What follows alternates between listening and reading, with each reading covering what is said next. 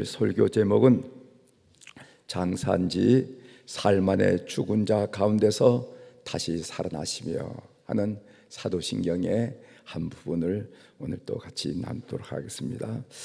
사도신경 6번째 시간이 되겠죠. 지난주에 본디오 빌라도에게 고난을 받으사 십자가에 못 박혀 죽으시고 그 내용을 우리가 함께 나눴습니다. 인류의 궁극적인 문제는 죄. 여러분, 인류의 궁극적인 문제가 뭘까요? 군사력일까요? 아니면 경제일까요? 질병일까요? 인류의 궁극적이고 본질적인 문제는 죄입니다. 이 문제를 해결하기 위하여 하나님이 작정하신 길이 바로 예수님의 십자가입니다. 따라서 예수님의 죽으심은 인류의 역사에서 가장 소중한 사건이 되었습니다.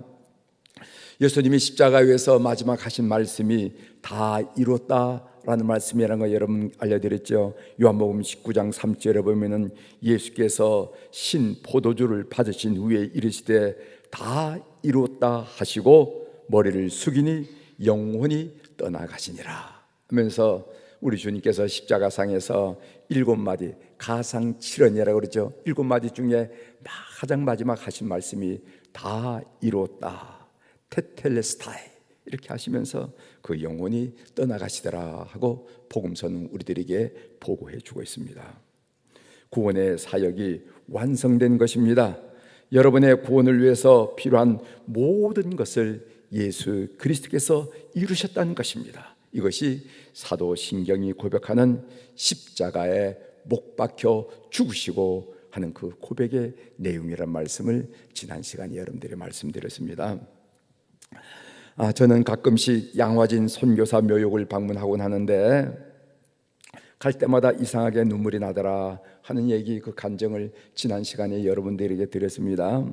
그 양화진에 들어가면은 제일 먼저 기념관으로 안내하는데 그 기념관에는 우리는 복음이 조선에 들어온 그 내용을 영상으로 우리가 만나게 됩니다.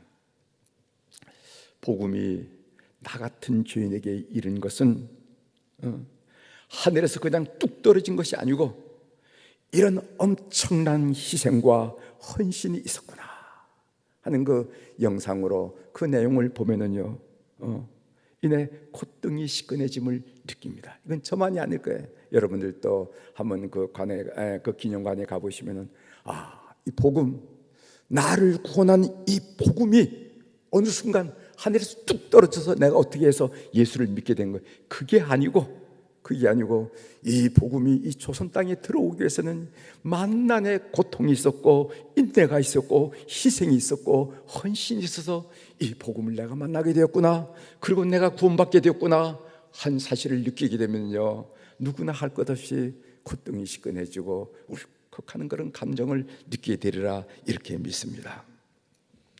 양화진에 가면요, 루비 캔드릭 선교사를 만날 수가 있습니다. 그의 비문에는 내게 1000개의 생명이 주어진다면 그 모든 생명을 조선을 위해 바치리라 이렇게 고백했어요. 그 영어로 뭐냐, If I had 1,000 lives to give, 내가 줄 수 있는 생명이 1000개가 있다고 그러면은 Korea should have them all 이랬어요. 한국이 그거 가져야죠. 이것을 우리 한국말로 내게 1000개의 생명이 주어진다면 그 모든 생명을 초선을 위해 바치리라 이렇게 번역해서 비문에 적어졌습니다. 26살의 루비 캔드릭 선교사의 처음 인지는 개송으로서 한국어를 배우면서 사역을 시작했습니다. 어학 공부를 하던 중에 애석하게도 내한한 지 9개월이 못 되는 1908년 6월 19일에 맹장염으로 벌세하여 양화진 애국인 묘역, 그 선교사 묘역에 안장되었습니다. 미국 고향의 애외 청년 회원들이 드린 헌금으로 비석을 세웠는데 그 비문에 내게 1000개의 생명이 주어진다면 그 모든 생명을 조선을 위해 바치리라 하는 그런 비문이 새겨져 있습니다. 이 문구는 그녀가 죽기 전에 고향의 애외 청년에 보낸 편지 속에 있었던 글귀예요. 예수 그리스도께서 이루신 구원이 뭐길래, 예수 그리스도께서 이루신 구원이 뭐길래 뭐길래 그는 이런 엄청난 고백과 엄청난 헌신을 각오했을까? 이런 생각을 하지 않을 수가 없습니다. 제가 아는 문병하 목사가 지난주 보낸 기도문입니다. 기도문을 여러분들 읽어드리겠어요. 주님, 처음 사랑이 회복되게 하옵소서. 이제는 십자가를 바라보아도 눈물이 나지 않고 보혈 찬송을 불러도 몸에 전율이 일어나지 않습니다. 세례의 물방울이 정수리에 떨어질 때 죄로 감겼던 눈이 뜨여지고 제약으로 닫혔던 귀가 열렸는데 돌아보니 토했던 것을 다시 먹는 개가 되었습니다. 예전에는요, 십자가만 바라봐도 콧등이 시커해지고 누가 뭐라고 하기 전에, 그리고 여러분 성경 찬송가에 보혈 찬송이 있지 않습니까? 보혈 찬송을 불러도 손에 소름이 이렇게 팔에 소름이 돋을 정도로 그런 전율이 일어나는데 이제는 그런 게 없습니다. 처음 세례를 받을 때 이 정수리에 그 세례물이 떨어질 때 내가 감았던 눈이 뜨여지고 내가 다쳤던 귀가 열리면서 말씀이 내 귀에 들려오기 시작했는데 나는 그런 감동이 지금 없습니다. 눈물샘이 사막처럼 말랐고 감각은 나병에 걸린 것처럼 굳어졌습니다. 주님, 야곱이 베델로 돌아가듯 나오미가 베들레헴으로 발걸음을 옮기듯 주엄 열매를 먹던 탕자가 아버지 집으로 사모하듯 세 번 주님을 부인했던 베드로가 닭구름 소리를 듣고 통곡했듯이 내 영혼이 처음 사랑을 회복하게 하옵소서. 여러분들의 간절한 갈망과 기도가 되기를 바랍니다.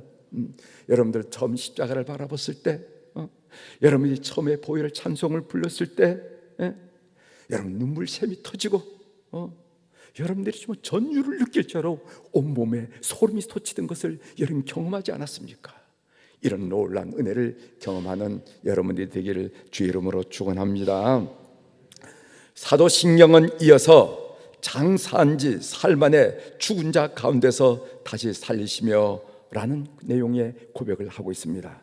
오늘 이 내용을 중심으로 여러분들과 함께 은혜를 나누고자 하는데, 첫 번째 먼저 장사한지에 대한 말씀을 좀 생각해 보도록 하겠습니다. 십자가에 못 박혀 죽으시고 라는 고백 뒤에 장사한지 사흘 만에 죽은 자 가운데서 다시 살아나시며 하는 그런 고백을 했어요. 문맥을 잘 살펴보면은 장사한지라는 구절은 필요 없을 듯합니다. 우리는 예수님이 죽었다는 사실을 압니다. 그리고 우리는 예수님이 사흘 만에 죽은 자 가운데 다시 살아났다는 사실을 압니다. 그렇다면은 그 사이에 죽음과 다시 살아난 그 사이에는 예수님이 장사된 것은 상식적으로 당연한 말이 아니겠습니까? 그래서 상식적으로 보면 장사인지 이 말은 빼도 될 것 같은데 하는 그런 생각을 하게 됩니다. 그렇다면은 왜 사도신경은 우리의 상식에 어긋나는 굳이 장사된지라는 말을 고백하고 있을까요? 당시의 십자가형은 극악무도한 범죄자들과 국가 반역자들에게 실시하는 극형이었습니다. 그래서 로마 시민권자들에게는 아무리 잘못해도 십자가형을 처하지 않았다는 것입니다. 그렇기 때문에 로마인들은 십자가형으로 죽은 사람의 시신을 시궁창에 던져버리거나 쓰레기를 태울 때 함께 태워버리고 말았다는 것입니다. 장사 지내지 않았다는 거예요. 그런데 십자가형을 당한 예수님은 부자의 무덤에 장사되었습니다. 바울 사도는 고린도서 15장 3절부터 5절에서 이렇게 선포하고 있어요. 제가 읽어드리겠습니다. 내가 받은 것을 먼저 너에게 전하였노니 이는 성경대로 그리스도께서 우리 죄를 위하여 죽으시고 장사 지낸 바 되셨다가 성경대로 사흘 만에 다시 살아나사 게바에 보이시고 후에 12 제자에게 하는 그런 말씀을 보게 됩니다. 바울 사도가 복음의 메시지를 분명히 우리에게 그려주고 있는데, 첫 번째로는 예수님께서 십자가에 죽으셨다, 두 번째로는 예수님께서 무덤에 묻히셨다, 세 번째로 예수님께서 3일째 된 날에 다시 살아나셨다, 네 번째로 그 예수님이 제자들에게 보이셨다라고 바울 사도는 고린도전서에서 말씀하고 계세요. 중요한 것은 뭐냐면은 바울 사도가 우리가 상식적으로 장사된 지 이 말은 빼도 될 것 같은데 하는데, 예수님께서 장사되신 것을 복음의 본질적인 요소로 여기면서 가르치고 있다는 사실입니다. 또한 예수님의 장례에 관한 기사는 네 복음서, 마태, 마가, 누가, 요금, 이 네 복음서가 모두 취급하고 있어요. 여러분, 성경에 있는 말씀을 다 취급하는 것은 아닙니다. 그 기자의 관심에 따라 마태복음이 취급하는 것은 누가복음이 생략하기도 하고 요한복음이 빼기도 하고 그래요. 또 요한복음이 기록한 것은 마태복음이 제하기도 하고. 그런데 이 예수님이 장사되었다 하는 이 말씀은 네 복음서가 공히 기록하더라는 겁니다. 마태복음 27장 57절 61절, 마가복음에는 15장 42절 47절, 누가복음 23장 50절에서 56절, 요한복음 19장 38절부터 42절. 왜 성경은 예수님의 장례 사실을 이렇게 분명하게 기록하고 있을까요? 제가 두 가지만 여러분들에게 말씀을 드리려고 합니다. 첫째는 예수님의 장례 사실은 예수님이 실제로 죽었다라는 사실을 증명하기 때문에 그렇습니다.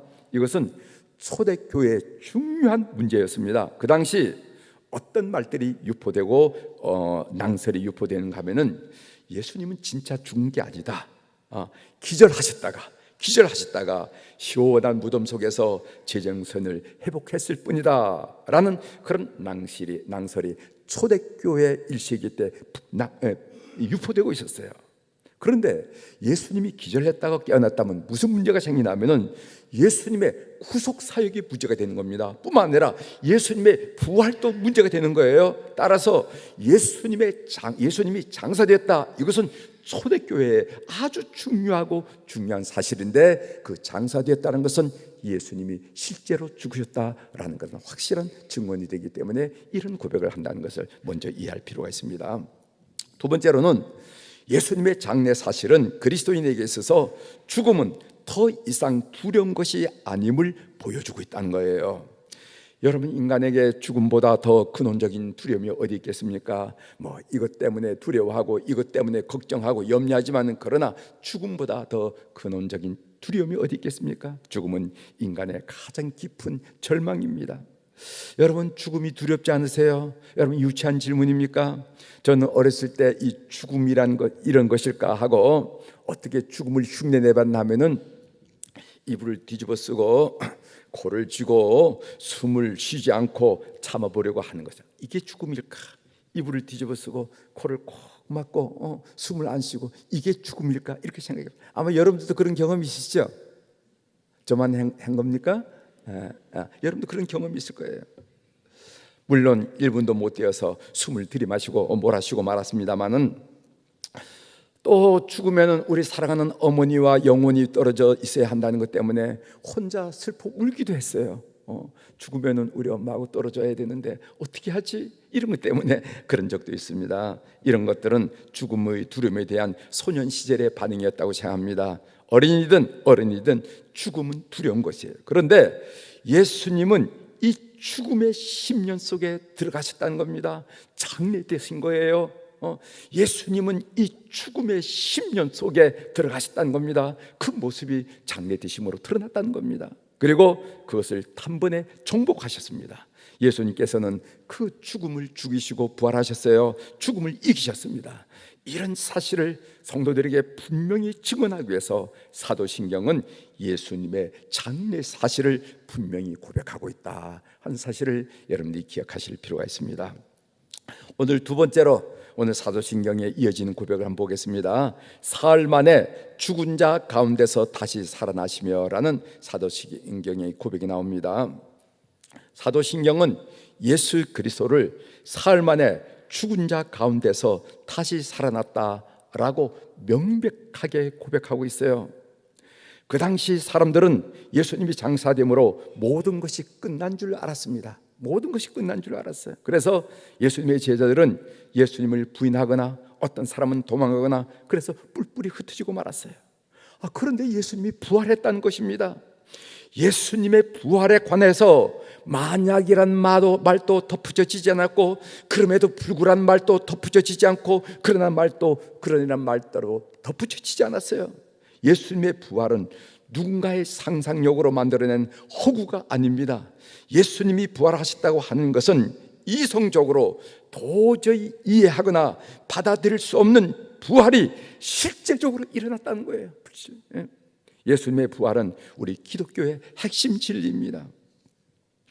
여러분, 초대교회 성도들 가운데 예수님의 부활에 대해서 혼란을 느낀 사람들이 많았습니다. 오늘 우리와 마찬가지죠. 이에 대해서 바울 사도는 고린도전서 15장 12절부터 19절까지 만일 예수께서 부활하지 않았다면 라고 문제를 제기합니다. 만일 예수님께서 부활하지 않았다면 이런 것이 일어날 것이다 하고 네 가지 결론을 이야기하고 있는데, 그 첫 번째로 예수님이 부활하지 않았다면 우리의 믿음은 헛된 것이 될 것이다. 고린도전서 15장 17절이죠. 그리스도께서 다시 살아나신 일이 없으면 너의 믿음도 헛되고, 여기 헛되다는 말은 쓸데없고 공허하고 무의미하고 가치 없다는 뜻입니다. 부활이 없다면요, 기독교 신앙은 헛된 것입니다. 오늘날 우리 인류 중에 21억, 인류의 3분의 1 이상이 그리스도인인데 이거 다 헛된 거라는 거예요. 두 번째로는 그리스도의 부활이 없다면 우리는 여전히 죄 가운데 있게 될 것입니다. 고린도서 15장 17절 하반절이죠. 너희가 여전히 죄 가운데 있을 것이요, 만일 예수님이 다시 살아나지 않았다면 그분은 우리의 구원자가 될 수가 없습니다. 그분은 훌륭한 가르침을 베푼 스승 철학가는 될 수가 있을지 모릅니다. 그분은 세상을 잘 다스린 경제가 될 수 있을지는 모릅니다. 그러나 구세주는 될 수가 없어요. 우리의 구원자가 되려면은 그분은 우리의 심판의 문제를 해결해야 되고, 우리의 죄의 문제를 해결했어야 되고, 우리의 내세 문제를 해결해야 되고, 우리의 천국의 문제를 해결해야 되고, 그리고 우리의 죽음의 문제를 해결해 주셔야만 됩니다. 이 덜컥 죽고 말았다면 그건 우리의 구세주가 될 수가 없어요. 죽고 만다면 우리와 다를 바가 뭐겠습니까? 죽고 만다면 우리는 여전히 죄 가운데 있게 될 것이라고 얘기했어요. 세 번째로는 예수님이 부활하지 못하면 믿음의 선배들도 다 망했을 것이라는 겁니다. 고린도서 15장 18절이죠. 또한 그리스도 안에서 잠자는 자도 망하였으리라. 만일 예수 그리스도께서 부활하지 못했다면 예수님을 위하여 믿음 때문에 목숨을 바쳐 순교한 모든 이들의 믿음의 선배들도 다 망했을 거예요. 왜 순교하나 말이지, 왜 목숨을 버리냐 말이지, 왜 그랬냐 말이지. 그거 다 의미가 없다, 이런 의미가 아니겠습니까? 네 번째로는 우리는 불쌍한 사람으로 전락될 것입니다. 고린도전서 15장 19절에 보면은 만일 그리스도 안에서 우리가 바라는 것이 다만 이 세상의 삶뿐이면은 모든 사람 가운데 우리가 더욱 불쌍한 자리라. 만약 예수님이 부활하지 못했다면요, 우리의 기도도 헛된 것이 될 것이고, 우리의 설교도 공허한 것이 될 것이고, 우리가 주님을 섬긴 섬김, 그 충성도 다 쓸데없는 것이 될 것이라는 거예요. 부활하지 않았다면, 왜 예수님 부활하지 않는데 여러분들이 이 새벽에 시간을 내서 이렇게 예배를 드리려고 합니까? 왜 말씀대로 살라고 여러분 세상에서 몸부림칩니까? 이유가 없다는 거예요. 오늘 이런 이유를 들어서 예수님이 부활하지 않았다면 하면서 바울이 이야기를 하고 있습니다. 만약 예수님이 부활하지 못했다면 기독교는 그 순간 와르르 무너지고 말았을 것입니다. 만약 예수님이 부활하지 못했다면 기독교는 애초부터 존재하지도 않았을 것입니다. 이런 부정적인 진술을 끝내고 바울 사도는 고린도전서 15장 20절에 선포하는데 뭐라고 선포하냐면, 그러나 이제 그리스도께서 죽은 자 가운데서 다시 살아나서 잠자는 자들의 첫 열매가 되셨다 하면서 결론으로 맺는 것을 우리가 보게 됩니다. 예수 그리스도의 부활이 의미하는 바가 무엇입니까? 제가 한 서너 가지 이런 말씀드리고 말씀을 좀 마치려고 합니다. 예수 그리스도의 부활이 의미하는 것이 뭔가? 첫 번째로는요, 이것은 변치 않은 성경이 가르치는 바라는 것을 우리에게 드러내주고 있어요. 여러분, 사도행전에 나온 베드로와 바울의 설교를 가만히 보십시오. 들어보십시오. 이들의 설교의 절정이 어디로 끝났는가 하면은 예수 그리스도께서 죽은 자 가운데서 살아나셨다, 이것으로 그들의 설교가 절정으로 끝난, 이것을 보고 초대교회 캐리그를 알아요. 그들의 절정이 뭐냐면은 예수 그리스도께서 죽은 자 가운데서 다시 살아나셨다는 겁니다. 거침없이 선포하는 거예요. 거침없이 선포하는 거예요. 이것이 바로 이 세상을 뒤집어 엎은 메시지가 되었다는 겁니다. 메시지. 그전에는 역사적으로 이런 일이 단 한 번도 일어나지 않았습니다. 그러므로 예수 그리스도의 부활을 부인하는 것은 하나님의 말씀을 부인하는 것이 되게 됩니다. 따라서 예수 그리스도의 부활을 믿지 않는다면 그는 기독교라는 울타리 안으로 들어올 수 없습니다. 그를 그리스도인이라고 부를 수가 없어요. 예수 그리스도의 부활을 믿지 못해? 그러면 아직까지 당신은 그리스도인이 될 수가 없습니다 라고 얘기한다는 것입니다. 둘째, 예수님의 부활은 나도 부활한다는 사실을 보증해 주고 있어요. 놀라운 일이죠. 성경은 이 예수님의 부활을 부활의 첫 열매라고 표현했습니다. 바울 사도께서는 고린도전서 15장 20절에서 그러나 이제 그리스도께서 죽은 자 가운데서 다시 살아나사 잠자는 자들의 첫 열매가 되셨도다 이렇게 말씀하셨어요. 여러분, 첫 열매는 이 식물에서, 이 오이나무에서, 이 가지나무에서 다른 열매가 맺힐 것이다 하는 그런 징표, 징조가 첫 열매가 아니겠습니까? 그래서 첫 열매는 농부들에게 그렇게 반가운 것입니다. 우린 다 압니다. 첫 열매가 열매는 그 식물에선 뒤이어 많은 열매가 맺히는 것이거든. 예수님의 부활은 첫 열매이다. 또한 예수님을 믿으면 나도 부활한다. 이것이 바로 예수님의 부활이 우리에게 증언하는 기쁜 소리가 됨을 믿는 여러분이 되시길 바랍니다. 예수님이 부활하셨다, 나도 부활한다. 예수 믿으면 이 고백이 여러분들의 고백이 되길 바랍니다. 세 번째로, 이 예수님의 부활은 삶의 모든 것이 아멘이 됨을 의미해 준다는 것입니다. 여러분, 죽음이라는 것은 절대 부정입니다. 죽으면 끝납니다. 우리도 죽으면 끝난단 말 하잖아요. 무슨 살아 있어야 뭐라도 해볼 희망이 있는 거지, 죽으면 끝나는 거예요. 그런데 예수님은 이 절대 부정인 죽음을 죽이시고 부활하셨다는 것입니다. 마가복음 16장 6절에 보면은 예수님의 죽음을 찾는 여인들에게 천사가 여기 계시지 않는다 이렇게 말합니다. 예수님은 죽음의 자리에 계시지 않습니다. 예수님은 절대 부정의 자리에 계시지 않습니다. 예수님 부활하셨습니다. 부활이란 절대 부정인 죽음을 깨뜨린 것이에 절대 긍정을 의미하는 것입니다. 예수님의 부활로 성도들의 삶은 언제나 아멘이 됩니다. 성도들의 삶에는 결코 잘못될 일이 없어요. 모든 것이 잘 될 것입니다. 이것이 오늘 저희 얘기만 아니라 성경에서 무수히 쏟아진 언어예요. 여러분, 로마서 8장 28절에 보면 우리가 알거니와 하나님을 사랑하는 자 곧 그의 뜻대로 부르심을 입은 자들에게는 모든 것이 합력하여 선을 이루니라. 그의 뜻대로 부르심을 입은 자는 모든 것이 합력하여 선을 이룬다. 그렇기 때문에 예수 그리스도의 부활로 성도들의 삶은 언제나 아멘이 된다는 것입니다. 사랑하는 교회 여러분, 이 진리를 여러분 삶에 적용해 보셔야 됩니다. 오늘 오늘 이 강단에서 그냥 흘러나오는 말로 끝나지 말고 여러분 삶에 적용해 보셔야 됩니다. 예수님의 부활을 여러분들이 믿는다면 실패를 밥 먹듯이 하더라도 되는 일이 하나도 없어라고 말할 수가 없습니다.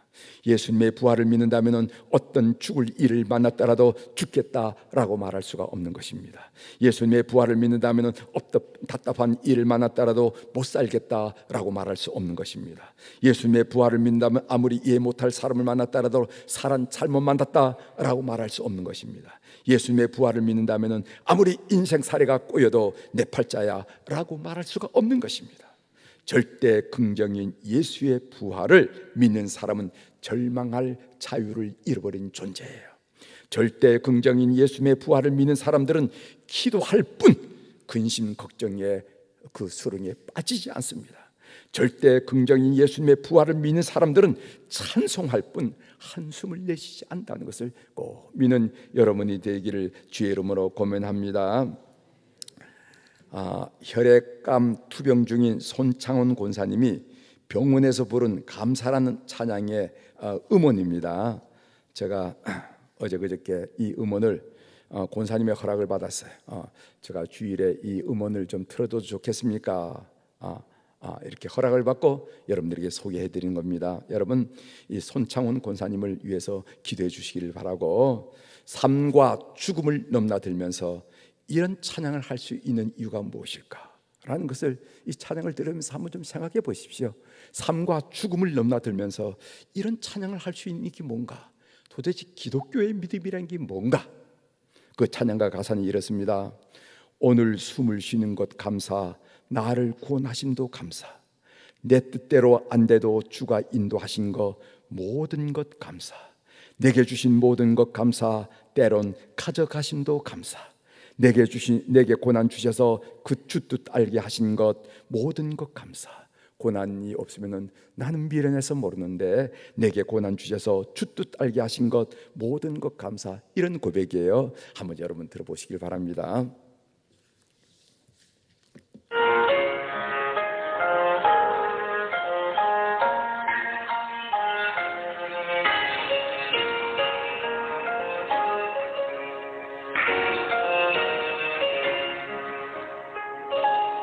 오늘 숨을 쉬는 것 감사, 나를 구원하신 것 감사, 내 뜻대로 안 돼도 주가 인도하신 것 모든 것 감사, 내게 주신 모든 것 감사, 때로 가져가심도 감사, 내게 고난 주셔서 주 뜻 알게 하신 것 모든 것 감사. 기도하시겠습니다.